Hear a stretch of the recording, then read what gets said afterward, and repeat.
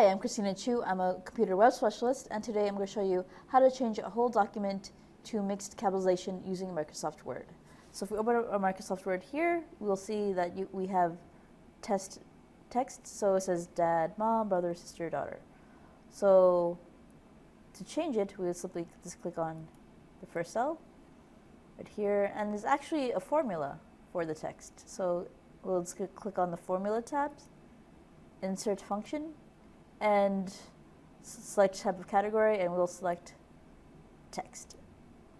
So we could do different types of text. We could do proper text, so select proper, OK, text from A1, click on OK. So now it's dad, the proper text.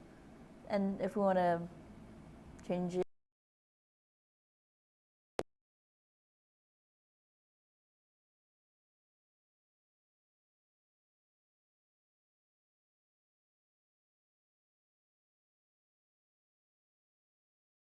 formulas, insert function, and we could do upper, click on OK, upper text for A1, OK, and then same thing. Select and drag, select and drag. And you could do that for the other functions inside the text category. So that is how you change whole document to mixed capitalization using Microsoft Excel. Thank you so much for your time. My name is Christina Chu.